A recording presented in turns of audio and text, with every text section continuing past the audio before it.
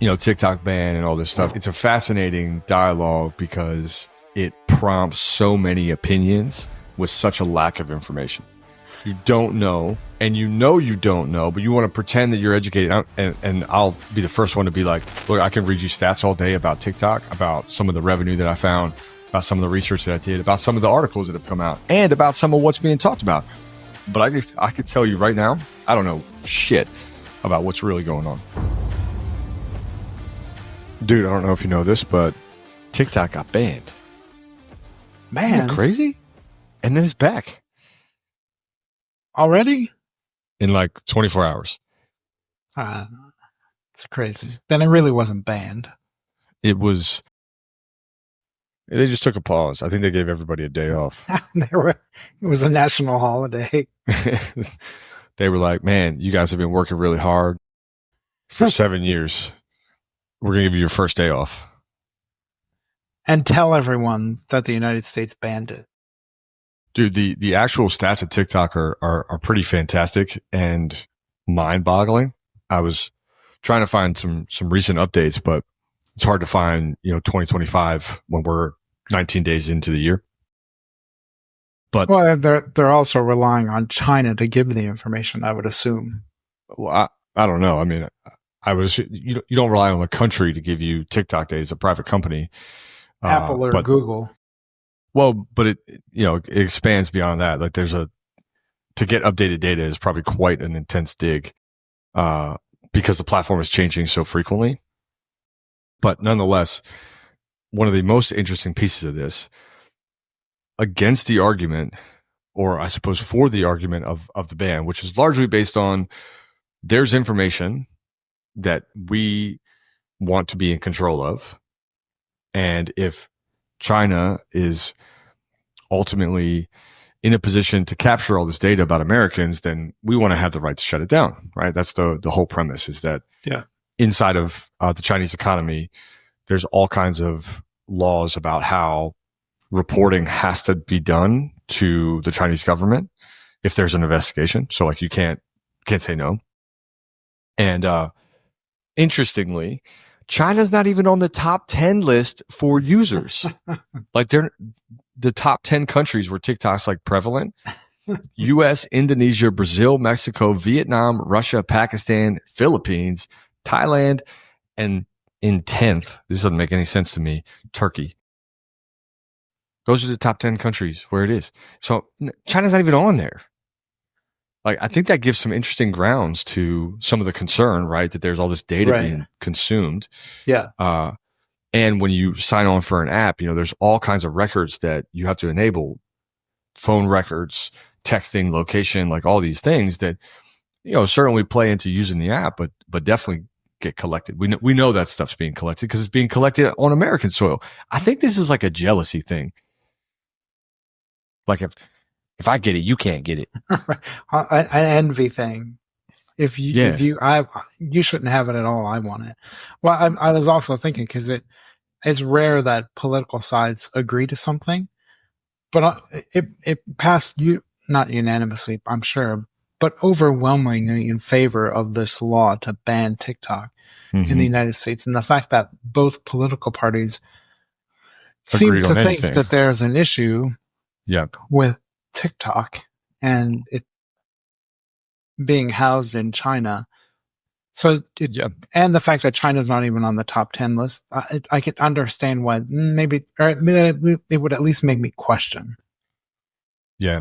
Look, there's a lot of things that go into this. I mean, as of July 2024, there were 140 million accounts here in the US. From what I have been able to find, in July, there were just a little bit over 1 billion monthly active users, and now that number is over 1.5 billion. So like this thing is growing pretty fast. And all these data, these facts, like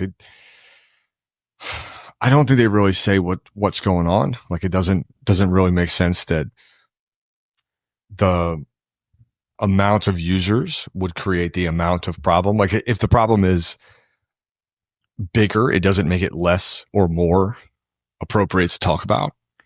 Well, there's 140 million Americans or 190 million Americans, I think the issue is still the same, right? That the data is being leaked and sensitive information is being leaked. But why hasn't this come into contact with any other apps is sort of my question, right? How has this not come up ever? Is it just because Americans own it? Like then it becomes kind of weird, right? Like we're like, hey, Well, you have all kinds of sensitive information over there, but don't mind the fact that we have all the sensitive information for our own citizens, like because yeah, we're responsible and you're not. Like it brings up some big questions about that kind of stuff. yeah, and who's monitoring and who's following it? What are they doing with that information? Yeah. So yeah, there is the mindset as an American. Oh well, we would never do that to our citizens, right? Right. Right. But China, on the other hand, which Yeah. I mean, I don't know. I've never been to China. I have no idea in that regards. But it does seem weird. Well, what also seems weird to me is that we've made this about a country, right? So we're not talking about TikTok's major company, the ownership company. I think it's called ByteDance. We're not talking about them doing something malicious. We're not even specifically having conversations about ByteDance in relationship to the Chinese government or other data miners. We're just kind of abstractly saying like China. And it feels kind of like 2012 when we were like, we're going to have a war on terror. Like, what are we doing here? Like, it's an abstract enemy or nemesis or problem. And half of finding a solution to the problem is being able to very articulately label the problem, which I don't think we've done. But I'm also learning that this is like the 5th most used social media platform. The 5th. So it's not even compared to the other platforms, there's still a lot of room for it to adopt users. And yet again, we're not having this conversation stateside about like, hey, well, what data are you getting? It seems like a great scapegoat for like, look over there.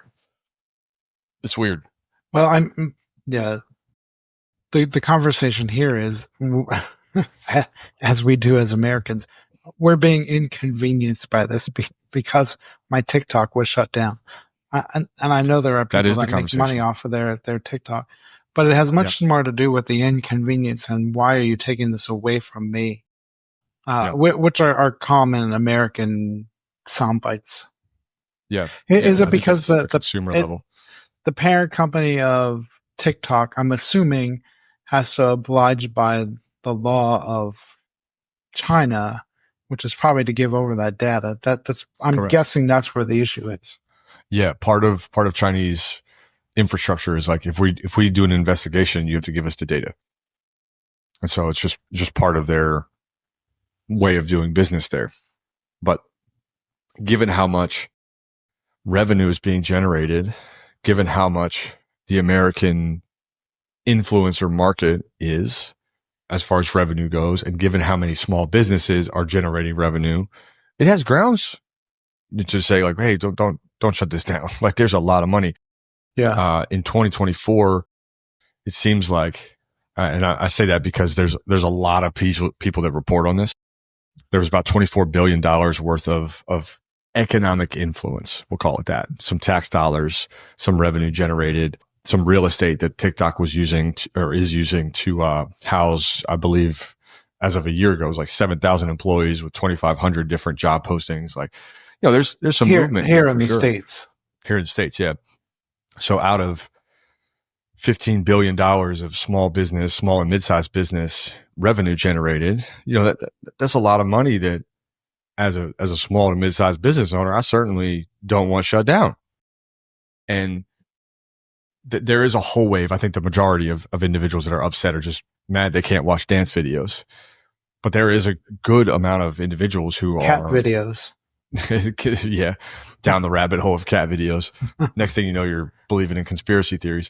But like there is a degree of that, and also business owners who are like, hey man, like this is how I make food appear on my dining room table. Yeah.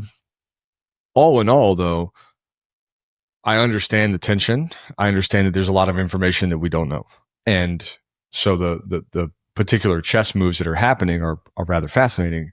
just to watch, right? I have no influence over, so I'm not going to cry over spilled milk. I'm just going to watch and let this thing unfold. What is interesting though, is to look at this, like when this issue was brought to light, because it was brought to light by Donald Trump, who was like, we should shut it down. While he was president the first time. The last time, yeah. Yeah. Then it starts to get scrutinized and people start paying attention to it. And then it does get shut down, right? It does, like January 19th gets shut down. And here he comes to be the hero. That's a pretty fascinating thing. Like, I'm the one that started the problem, but now I'm going to be the hero.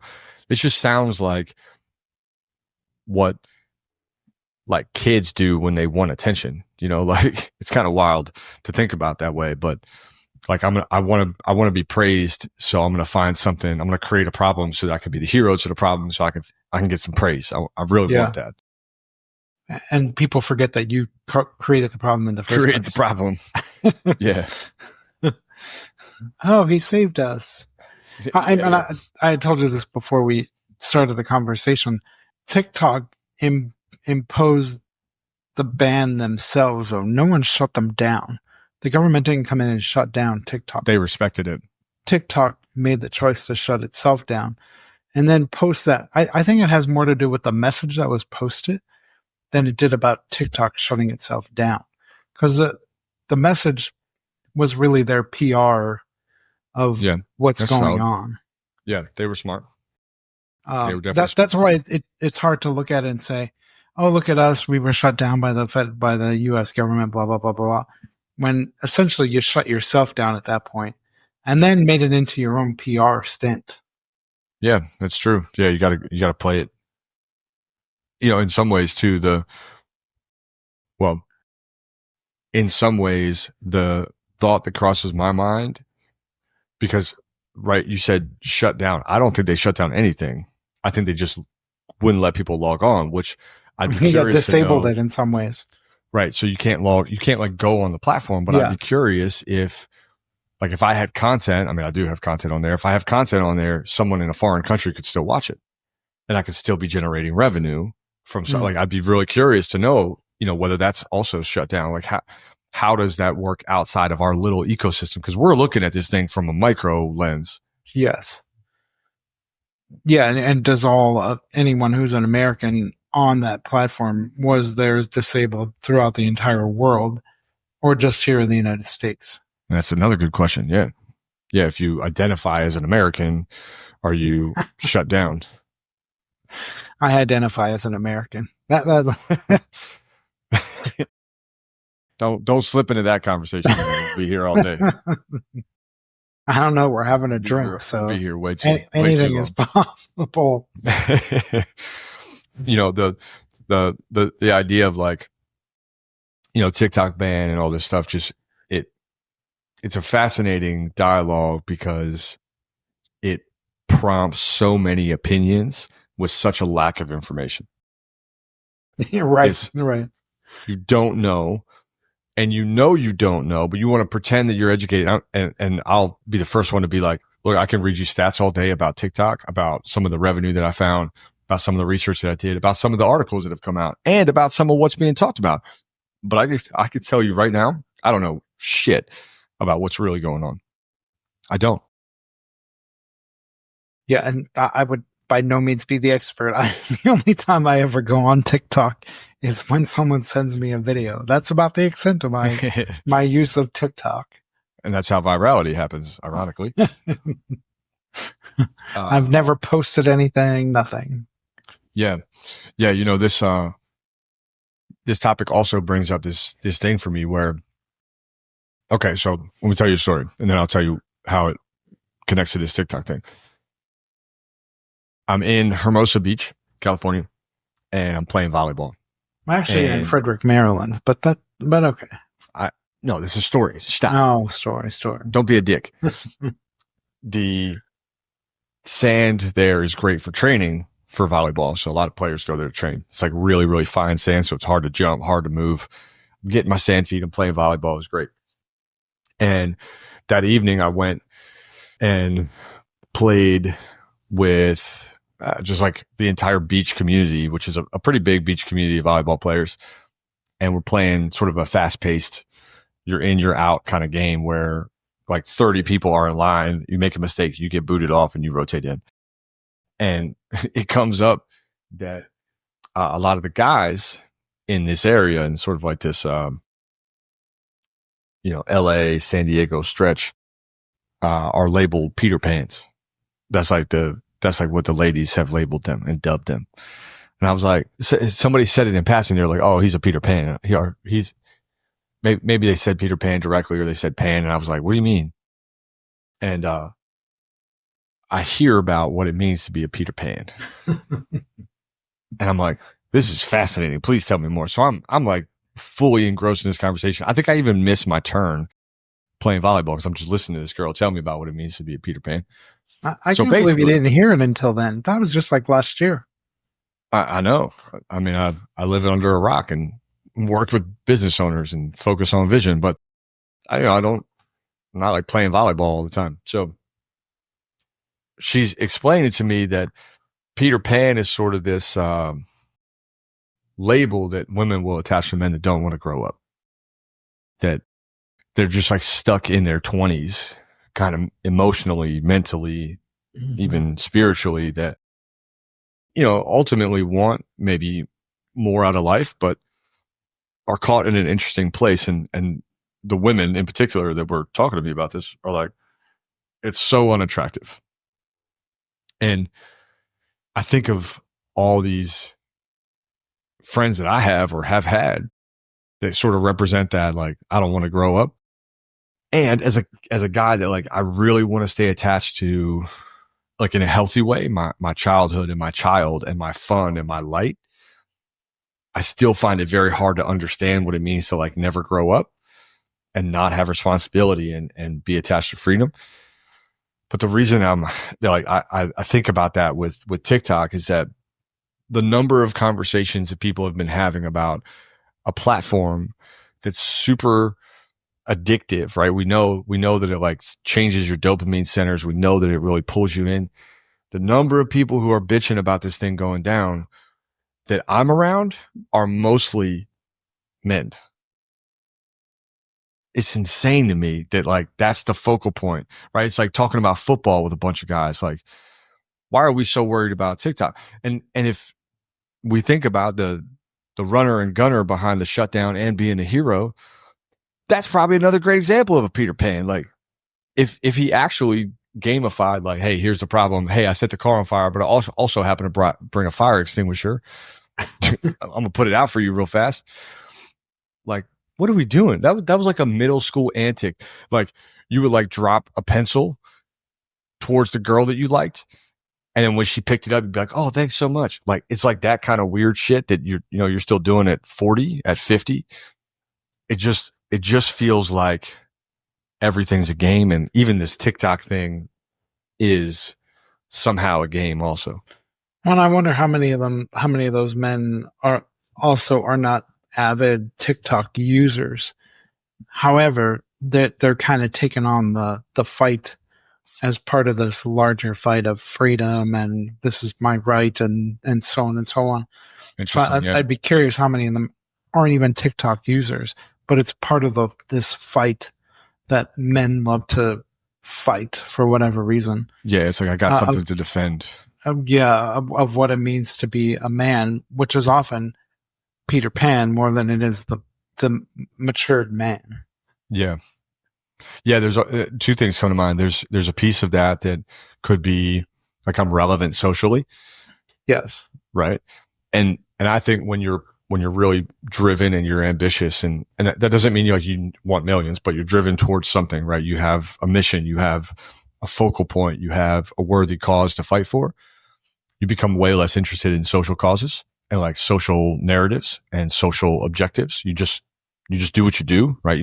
You have to tune that stuff out more. That's why I like hanging with entrepreneurs is most of that noise just gets filtered out with the garbage. The other thing is that if you need something to defend, we got a problem, right? Because if you are so upset about this, especially TikTok if it's and TikTok, that's what you defend, Yeah, like that's what Right. you defend? Man, we got to get you in like some elevated rooms or something, you know? We got to put you around some higher level people. Shit. Cuz this is not really worth your fight. I don't think it's worth your No. fight. If TikTok shut down yesterday and never came back at all ever, it would not affect my life at all. Yeah. I mean, it might affect a bunch of business owners and influencers and shit, but like I get it. Like if that's where you're at, Yeah. Yeah. cool. Like I respect that. But again, if you're only watching cat videos and dance videos and like, you know, you just doom scrolling through this stuff, then let's not try to defend this like you're some sort of freedom fighter, right? Yeah. And we know the primary driver of like a Peter Pan character is a warped sense of freedom. Well, yeah, and the one thing I would add to that is if your life hinges on TikTok, and again, maybe it does, maybe it doesn't. This conversation has now been going on for at least 6 years, 7 years. I mean, we've been back and forth on whether TikTok should be banned. It's years. So at the same time, it shouldn't be a shock that it did.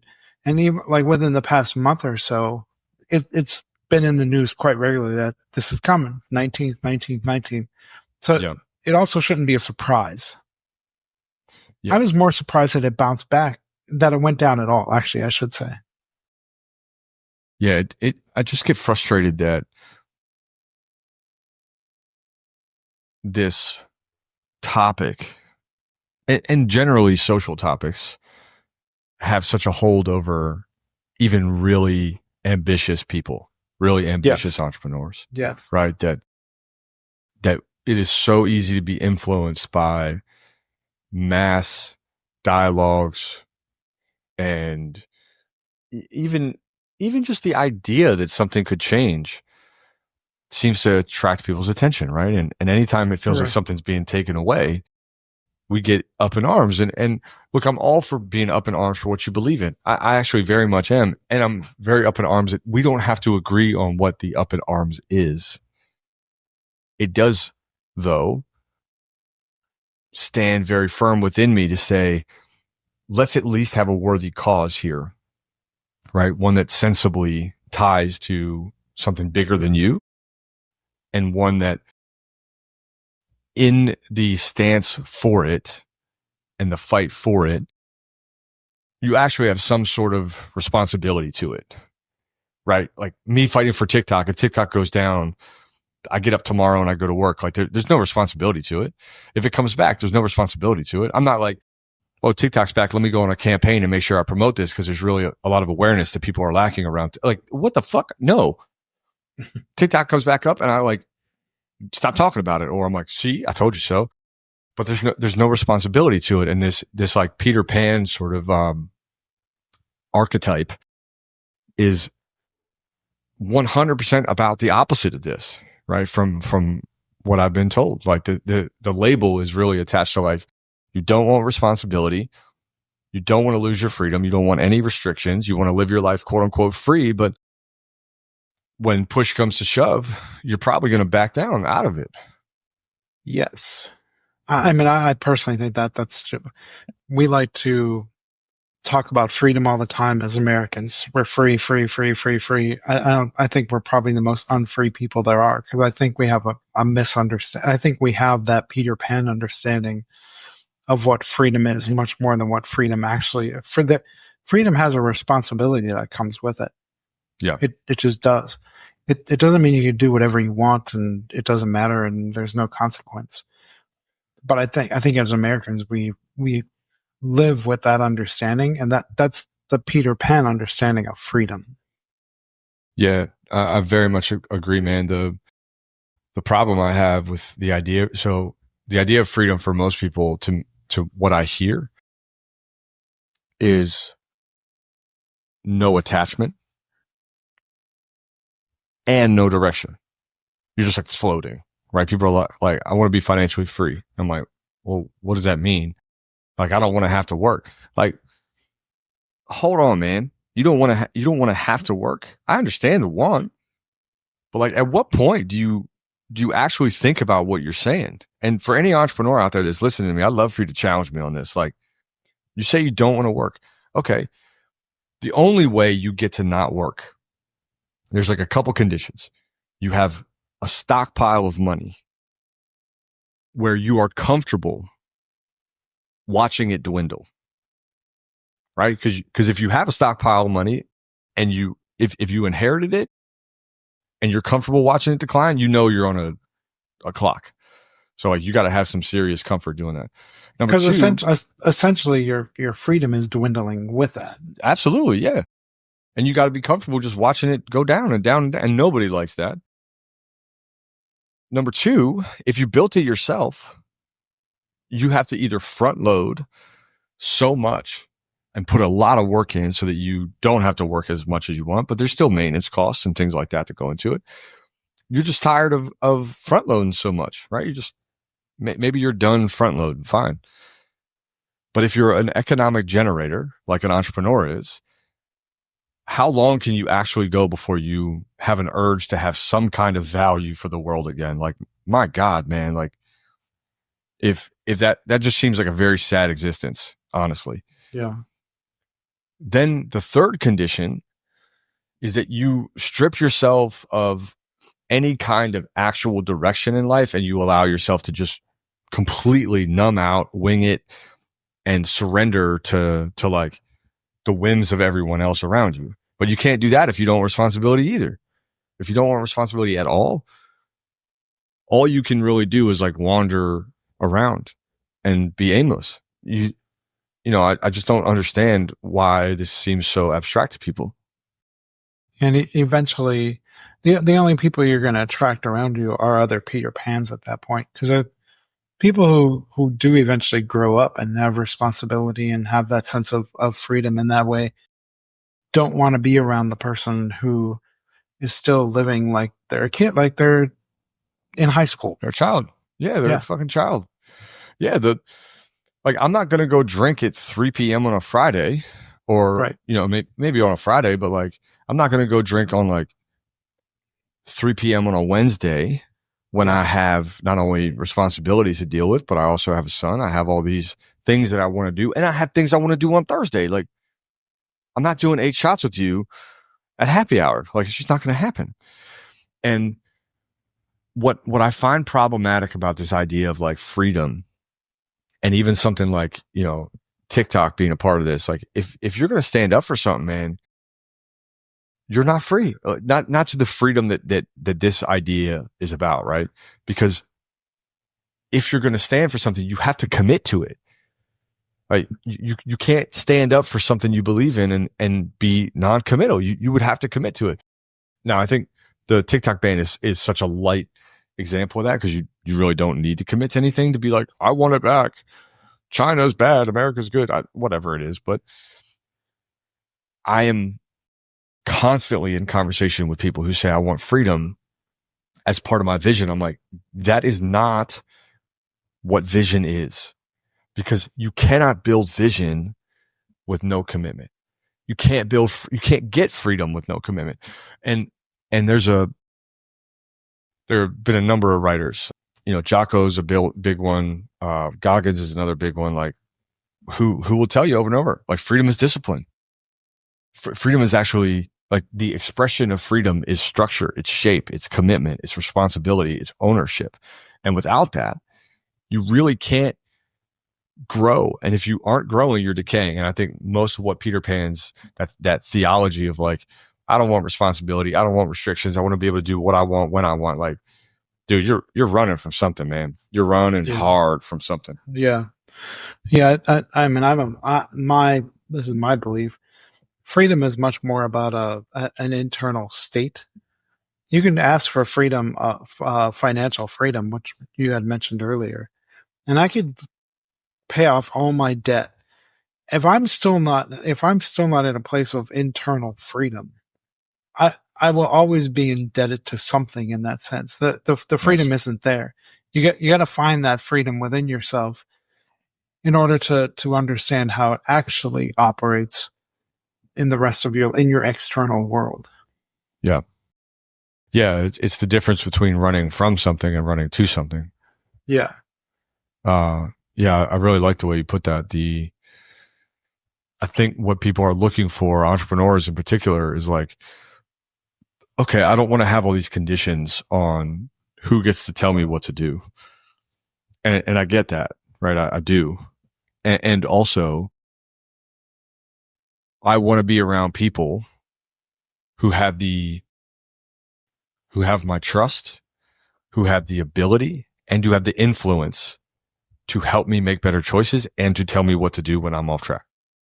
Right. So I have to give up a little bit of freedom to be influenced. I have to give up a little freedom to have positive, smart, intelligent, successful people around me. I have to give up a little freedom, quote unquote, to be successful. I have to give up freedom to fight for a vision, to work towards something bigger than me. I have to do that. And even if all I'm responsible to is like people I'm around,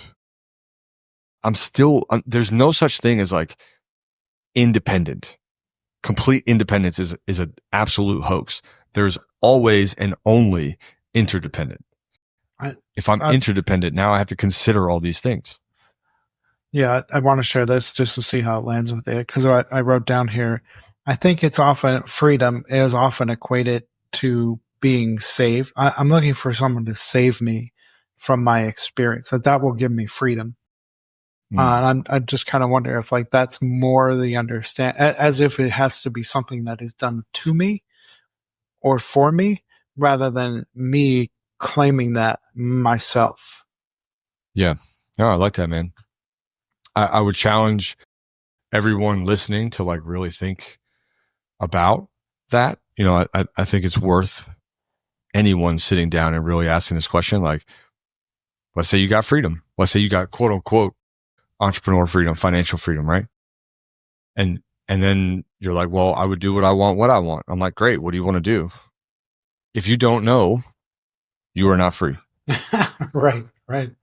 And here's what I mean by that. If you can't tell me what you would do, what you want to do, then you're probably looking to be saved, right? Oh, I'll do what you do. Yeah, it's the running from. Yeah, I'll do what everyone else does, or I just don't want responsibility. I just don't want problems. Like, there's a period of time where you get that, where you get no responsibility, no problems, no consequence. And that's when you're a baby. That's it. Because at that point, like, if Emerson, like, I don't know, drops a dish and it breaks, he doesn't have to clean it up. He's 2.5. Like, I mean, I might get him to help me, right? But he doesn't bear the consequence. Like, he doesn't go like, I need $10. I need to go buy a new bowl. Like, he's too young for that. So it's the only time you get to live like that. And to want to go back to being a baby is part of this like Peter Pan thing too, is like, I want someone to mother me. I want someone to like nurture me, to care for me. Like, I just can't care for myself. I want someone to save me. And part of what I think fixes that is vision. When you commit to a vision of what you want your life to be, of who you want to be, of the impact you want to have, of the direction you want to take your business, it requires an intense commitment. It also requires a complete rejuvenation of self and you got to take a stand for that. You got to fight for it. This is what I want. I'm going to fight for it. And I think it brings out the best in men in particular. But I also think that part of this process for most entrepreneurs of really outlining what freedom is and what choice it would allow them to make then tells you where to go with your vision. So if I say, okay, I don't have to work anymore, I'm financially free, and someone asks me, what would you do with that freedom? Hey, Aaron, you don't have to work anymore. What are you going to do? Well, if I can answer that question, or if I can imagine that 5 years from now, hey, you don't have to work anymore, what would you do? And I'm like, you know what I would do, man? I think I'd go like volunteer. Okay, then there's your work. There's the beginning of your vision. It has just started. What else would you do? I don't know, man. I think I'd like learn to make pottery. Okay, there's your work. Let's go. There's a need for this in everyone to have a vision that guides us forward. In entrepreneurs in particular, if you're chasing financial freedom, you have got to see bigger than that. Man, my goodness, I think that is such a low goal. It's one thing to make money, and I can appreciate the ingenuity, the tact, the discipline, the structure, the shape, the commitment, the work it takes to like make money. I think it's very different to like think about making an impact, making a change for yourself, let alone others, to build something bigger than you. Like, I just think you got to commit hard. I thought you were going to say once you were free that you'd be a TikTok influencer. Oh man, I missed my chance. I missed my chance. What I was thinking though was that I think we think once we're free, that's it. I'm free. And there is an infinite quality to freedom, I believe. Yeah. However, we live in a finite world at the same time. Yeah. And I could be free for that moment, but as soon as there's this question of more, I want something more, something different, the freedom begins to evaporate at that point, because you need to find the path back into that freedom by whatever is next in your, as you were just saying, through that vision of where your life is going at that point. So it is infinite, but it's also finite at the same time within the time frame that you're living. That's really well said. I have a memory of meeting a guy for dinner one time in New York City. His name is Jared. He actually texted me like 2 days ago, or maybe today or yesterday. And I was asking him about being married. This was, I don't know, 10 years ago, maybe more than that, probably 12 years ago, 2013, 2014. And I was asking him about how to make choices when there's, a sea of optionality in like the dating arena. Cause I was, I'm single at the time, like in New York City. And I'm like, oh my God, this is great. And he's like, well, like, you're a pretty healthy guy. You're pretty fit. Like, how do you think about fitness and health and freedom and optionality? And I was like, well, I've kind of just narrowed down, what works for me. He's like, okay, well, so what I hear you saying is that you've essentially limited yourself. And I was like, oh, well, hold on. Wait a minute, cowboy. Hold on. I think you might have outsmarted me. And I got really upset. So I started digging into like, his marriage. And I'm asking him all these questions. And he's like, no, man, like, I love this. Like, I love what it's about. I love even the hard shit, like, is really good for me. And I'm all for it. So as I kept digging, he's like, look, man, you're a healthy cat. Like, look at the menu. What items would you never order? And I'm like, oh shit. I think he got me. I'm like, he moved his rook into check. And I'm like, oh man, shit. And I'm like, okay, here are the 6 items that I wouldn't even look at this section or dessert. And he's like, that's what it's like being married. Like, you just take a certain option set off, but that doesn't mean you don't have options. And it was one of the first times that I was like, oh, I think I have a better understanding of like what freedom looks like inside of now what I understand to be vision. Because inside of vision, you do have freedom. There's a ton of room to wiggle between what's available, but not every option. It's not binary. I think that's right. I'm either free or I'm not. That's not true. Right. I can be both at the same time. Yes. Yeah. And the pursuit of more income, the pursuit of bigger business, I love, because it does require commitment and it does get me more freedom. That doesn't mean I don't have freedom now. Again, there are restrictions to that. There are edges to that, but there are edges to that anyway. Like, correct. To be like, I can do what I want when I want, almost sounds like you're just a deity that can snap his fingers and teleport somewhere and be like, I want to be in China today. Like, I'm going to go use TikTok in China because I can't use it here. Like, well, hold on, man. Like, what are we doing? Right. And then by so many economic laws and principled laws, it also presupposes that if I make a choice A, choice B still exists. Right. And sort of a law of all of this is that If I choose A, I don't get B. And dessert's still on the menu. Yeah, still available. And even if you have a shitload of money, it's resource management that matters, just like time, right? I have 24 hours in a day. If I do what I want when I want, and I want to do two things, I can only use the moment to do one of them. So I have to constantly bounce between like, what's my criteria for making choices? If I don't have a delineated vision with a concrete and specific direction in mind, I'm going to consider more than I'm going to do. And I'm just going to end up in analysis paralysis over and over. I'm just going to spin cycle all the time because I'm trapped in this like, well, I want to be free to do what I want when I want, which is again, basically I want to be a baby and be impulsive. I just want to follow my emotion and never deal with responsibility. And if you are a business owner and you're listening, even if you're high level in business, even if you're just starting your career, there's still a degree of responsibility you cannot run for. You're responsible for self. You're responsible for your actions, your words, your choices. You're responsible to the people around you. And as much as you want to be like, opinions don't matter to me, fuck everybody, you still have a responsibility to the person next to you. And I think vision is a very interesting theme to be boiling down to a science and a methodology for entrepreneurs who are ready to scale, because it really makes them confront why they started in the first place. And here's a pattern that I love to call out all the time. If you call me and you say, hey, Aaron, I want to get to the next level where I'm financially free, I'm going to mentally judo you into a corner where you have to answer the question, why? And if you can't answer that, you have a lot of work to do. How do they usually answer? How do they go about answering that question? Or why don't they want to answer that question? Well, the answer is abstract, right? It's like, I want to be able to, control my day. I'm like, you control your day every day. What the fuck are you talking about?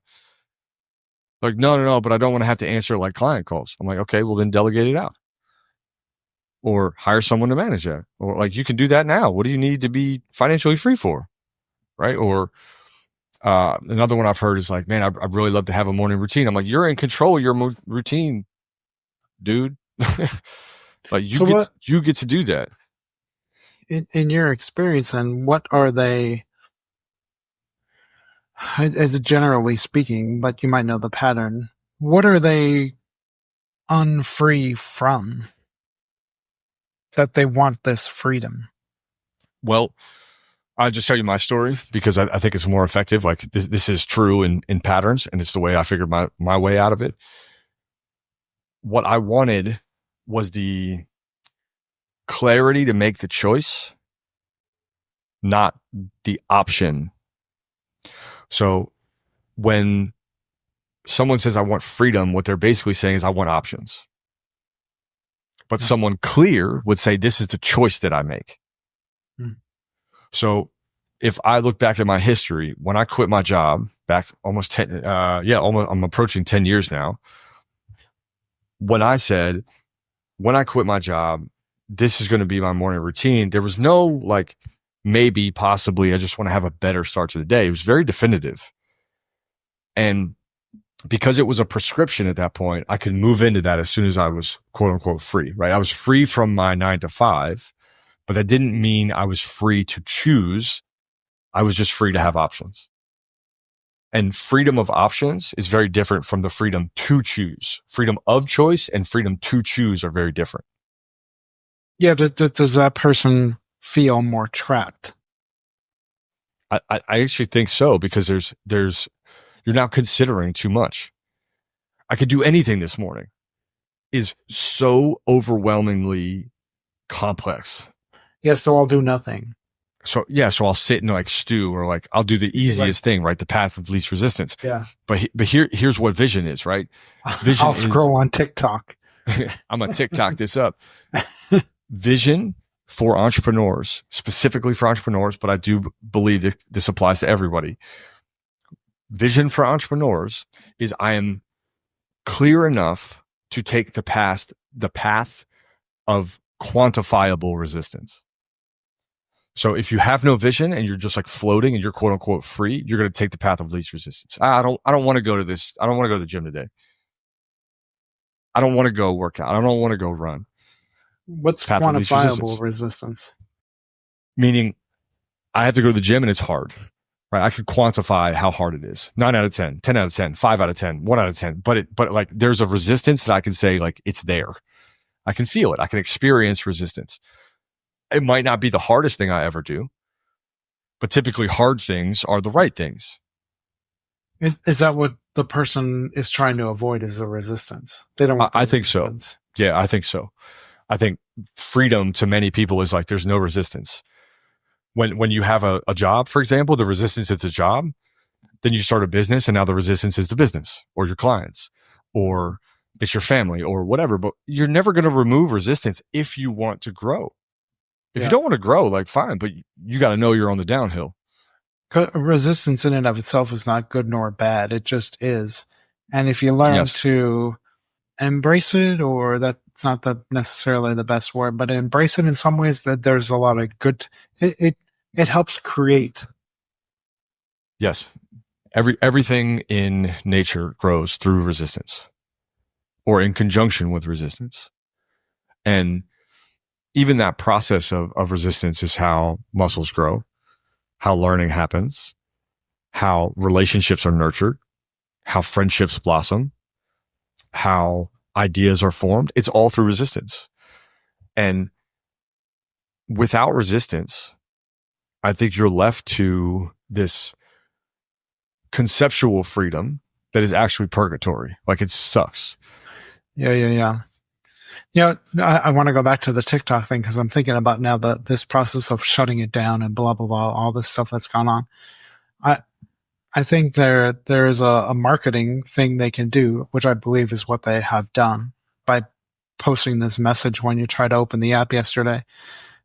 However, there is knowing when to finally kind of move beyond the resistance and do something. I actually think TikTok moved too quickly in 12 hours.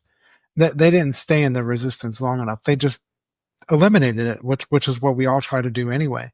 They actually could have done something more if they allowed themselves to stay in the resistance longer rather than just this 12-hour shut. No, who cares? No one cares now. Yeah. Yeah, it's great. Yeah, like was any of it necessary? Right, exactly. Yeah. Then it just looks like a PR stunt rather than something's happening. It does kind of look like a stunt. I will agree with that. Yeah. But that also points to people just don't like resistance, so let's get rid of it. Yeah. Yeah, the coaching work around vision requires people to go into resistance, to really think about what is freedom from the lens of choice, not from the lens of option. And the more people stay in the resistance, the better it is. I remember a long time ago, a good friend of mine said to me, creativity is birthed in boredom. And I have a ton of resistance to boredom, right? But this idea that if creativity is born there, I'm probably going to have to go there. And to do that, I have to make the choice to say that this is the most valuable thing. Yeah. Right. And that's very different than like not doing anything and like scrolling and doing all. To actually sit and be bored means I have to say no to almost every other stimulus and just sit. It's really hard. Boredom for someone like you and other people that would be like you is simply just slowing down. Yeah. Right. Yes. Not racing. Right. It doesn't take a lot of people, like myself included, be like, well, how hard is that? Just slow down. Just don't do anything at that point. It feels like boredom, but something still we're here in Maryland in the winter. Stuff's still happening underneath the earth where plants will eventually work their way up in the springtime. But there's still activity that's going on, even though it feels like everything has stopped. Yeah. Yeah, definitely. Man, so we just finished this retreat for a company that's based here in Maryland. It's been a great weekend. it was essentially the providing of resistance for, the upper level management and mid-level management. Well, yeah, probably mid-level management and up to C-suite, where we were putting them through resistance exercises more and more. And at the very end, one of the guys that was new was like, man, I thought this was going to be like a chill weekend. And instead it was actually a very productive weekend with a lot of ideas and genesis of new plans and setting goals and vision for the new year. And I think that was better than just relaxing. And it's shocking to me that someone would expect that those two things, like one, that you would do a company retreat and just relax the whole time. Like that's just going to the bar for happy hour. But second, when you're not accustomed to this kind of experience, when you're not accustomed to like vision work for CEOs and then what we do all the way down to like everyone in the team, when you're not accustomed to that, I do get it. Like it's just unfamiliar. It's just so familiar to me that I'm like, well, I can't see it any other way. But I found it almost like kind of funny that after 48 hours of like deep work, that most of what we heard at the end of this was like, I'm ready to level up. I'm excited about leveling up. I'm excited to build this thing. Like, let's go. And since we haven't had that response always from this particular team in the past, not only is it refreshing, but I actually am confident that this amount of resistance will be what helps them break through in 2025. A close second was shooting guns. That was pretty cool too. Which there's a resistance element to that as well, obviously. Yeah. That was a cool activity to loop in to the experience overall. And how many of them spoke about, we're going to level up, but we're also going to shoot more guns. Yeah, we want to do that more. Yeah. So for context, we have another client that is based in this area that just acquired a brand new facility where you can go in and do training, shooting, the whole deal, certification shopping, the whole deal on various different weapons, from rifles to shotguns to pistols. And so we got to take the team there. We got to do all these, we took the entire team through our workshop, did an experience there. They hosted they have a great facility for like, corporate sort of meeting spaces and all that's provided. So did that. And then we went and did shooting. And, shooting in a lot of ways, man, is so much resistance. You really have to navigate that. And because the experience requires choice, I think it also connects to what we're talking about here. You have to be very discerning. You cannot go to a shooting range and just be like, I want to be free. Like, dude, you're going to end up at the wrong side of the shooting range over here. No, like, hey, man, there's structure here. There's structure. You do not get to be free. You don't get to make the rules. Stand in the booth. Here's the weapon. Here's what you can do. Here's where it points. Here's how it works. That's what safety looks like in a range. There's different forms of resistance, I think, that because obviously you have to brace yourself as well when you're shooting something like that.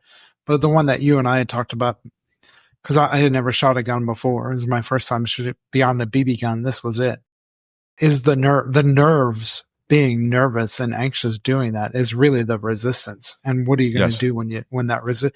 Because I could have walked out of there and just never shot a gun. Yeah. Well, it actually, that feeling is actually very similar to what it feels like to choose your freedom, right? Your definition of freedom will probably feel that anxious because that definition of freedom is so different from what you've been doing. Right. I get a like hall pass by being like, what do you want, man? I want to be free. Oh, okay, cool.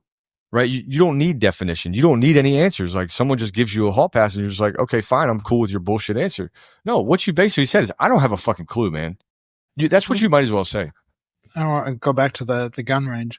I would, if I never shot the gun and I went from not shooting a gun to shooting an AR-15 yesterday, if I walked out of there never shooting a gun, I would have been less free than when I walked into that shooting range. Tell me more.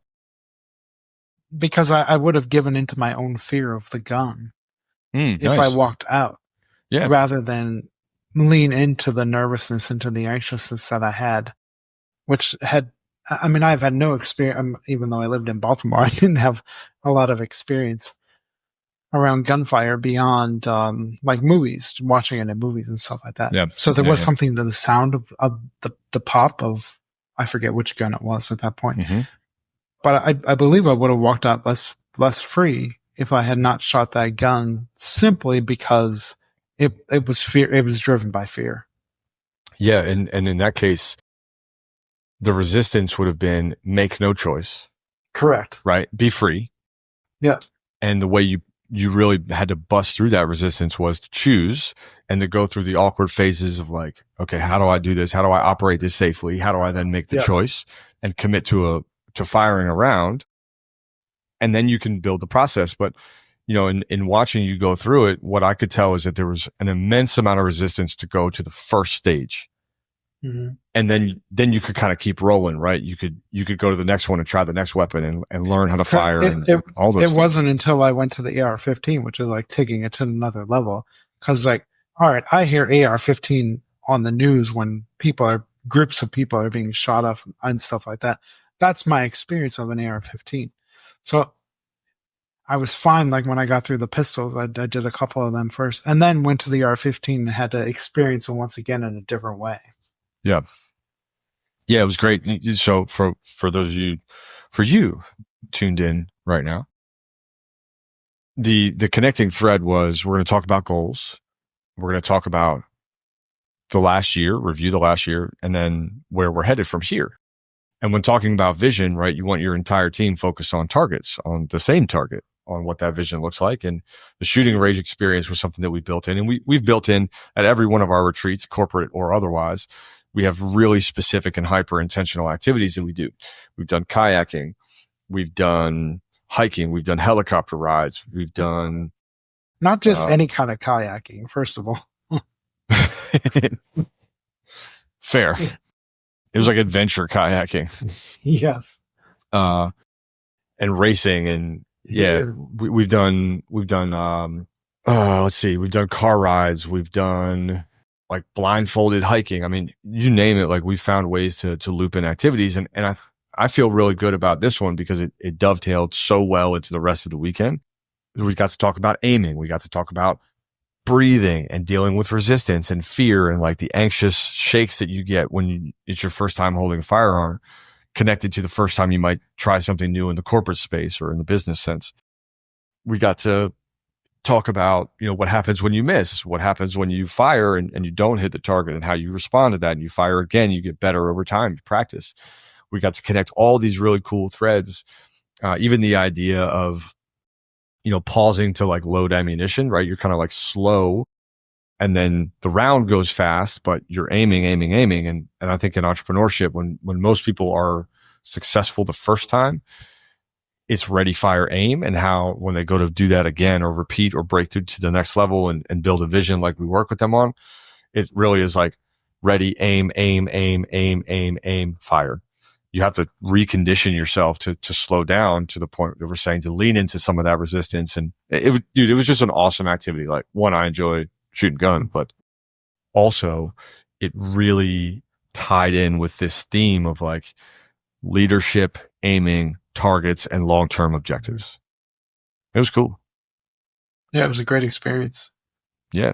It's win-win all the way across. I'm even admitting that publicly now. I know. It was a good experience. You're in trouble. Yeah, you're in trouble. Yeah, to connect the thought back to TikTok too. This whole thing about like I'm going to comment on what's going on TikTok or be upset about it without any commitment, right? This Peter Pan sort of narrative. You can't be in business and successful without incredible commitment and incredible responsibility. Like even if you own something and completely delegate it, you're still responsible for it.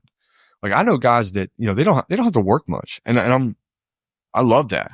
They're also very clear on what they do, right? They're like, I'm pursuing this. I'm going after an Ironman. I'm building this. I want to create this. I want to see my parents twice a month, like, you know, whatever it is, but they're very clear. They're very driven and you can't be driven without knowing your destination, but they still have responsibility and they handle it so gracefully. Like I am so in awe of people that have tremendous responsibility and also are mindful of where their freedoms actually are. To me, that's sophistication, to have an immense amount of responsibility and still feel free. That to me is what vision is all about. Because it's the right responsibility. Yeah. Yeah. It's chosen responsibility. Yeah. Right. It's not the option. I don't want the option to be responsible. I want the choice to be responsible. Yeah. I'm responsible to you. I'm responsible to the business. I'm responsible to my friends, my son. I'm responsible to his mother. Like, there's a lot of things that I'm responsible to my parents, to my brother. And I don't shy away from that responsibility. Something I'm very proud of. Like, I will not run from my responsibilities. In fact, I'll take a stand and fight for them if I have to, because I believe so much in that my responsibilities actually set me free. How we manage that, how you go about that is certainly up to you. But, you know, if you're going to TikTok moan and groan about what's going on, and that's your stand, I would say, hey, man, like, it might be time to do an audit of your responsibilities and see if you're actually stepping up or you're stepping back. Or an audit of your life. Yeah. Zing. And I mean, lots of people take a stand just because they want to be the loudmouth and scream from the top of the building, and then move on to the next. Not what it means to take a stand. Yes, that's not what it means to take a stand. Taking a stand isn't always loud. Some just like to stir things up, stir it up. Yeah, truth. Yeah, you know, I'm really proud of what the group did this weekend. The retreat was a huge success. I'm really excited to see what they do with it. And the differentiation between last year's retreat with this organization and this year's retreat is 100% responsibility. Everyone here was like willing to take responsibility for their role, their beliefs, their like way of thinking about it.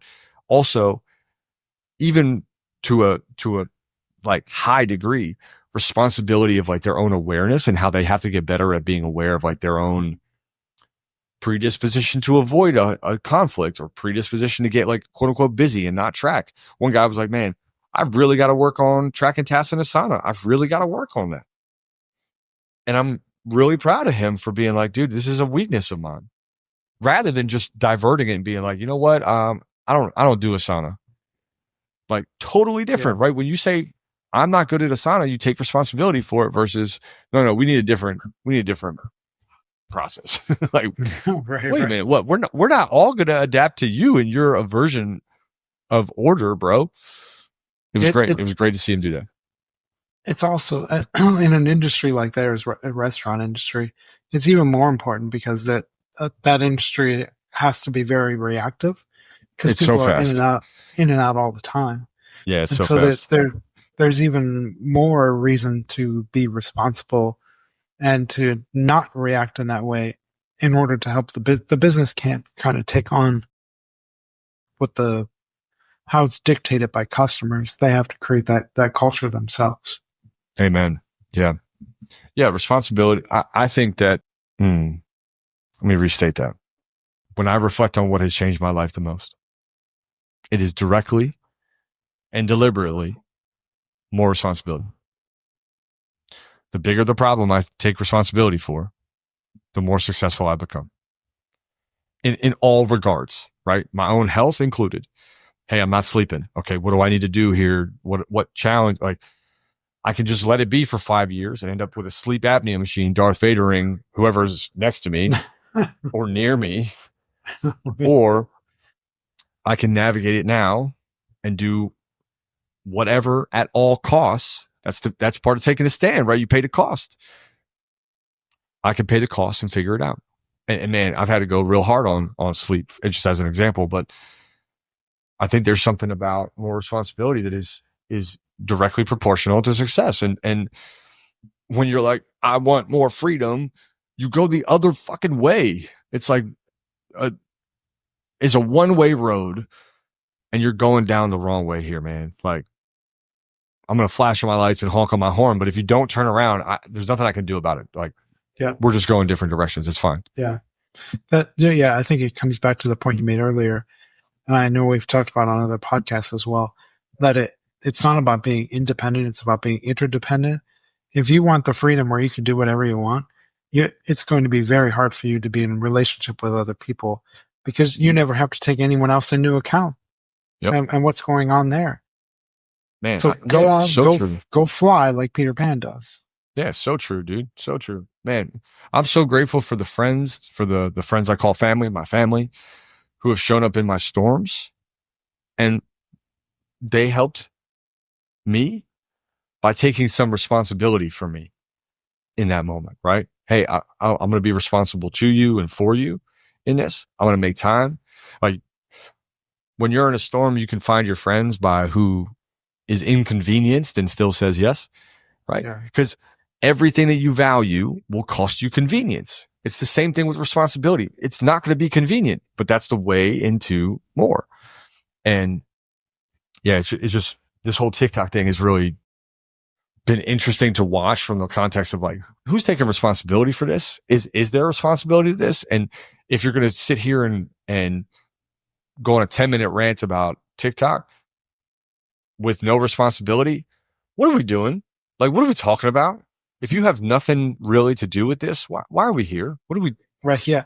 Yeah. What have you invested? I get the person that their livelihood is influence, being an influencer on a platform like that.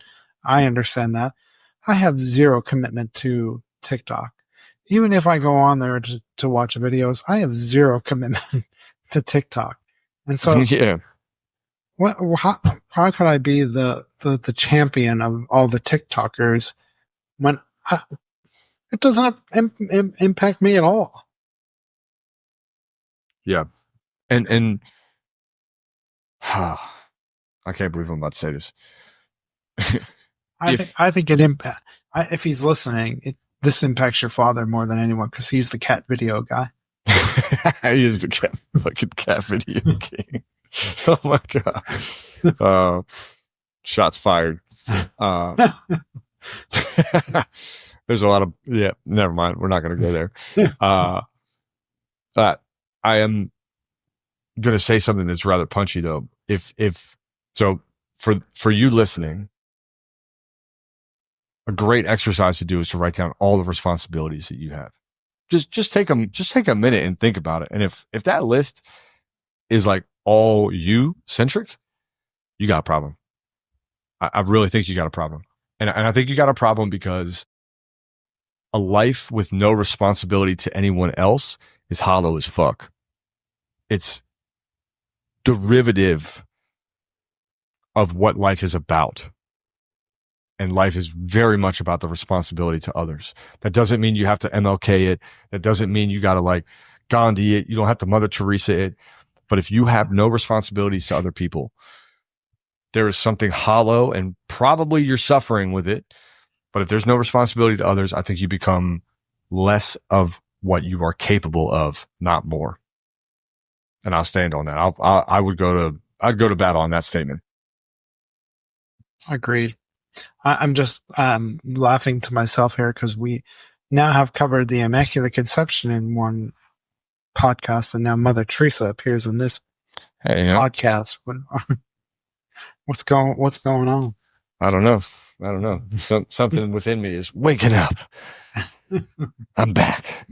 It's a spiritual awakening. Who knows? Maybe I'm going to sleep. I'm finally getting some sleep. Maybe it's that. That's it. All right.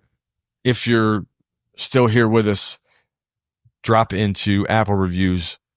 Give us a review there. Send us a note on Instagram or Facebook about what your take. Shut down yet. We have not been banned yet. We should work really hard to get banned. That would be interesting. That's right.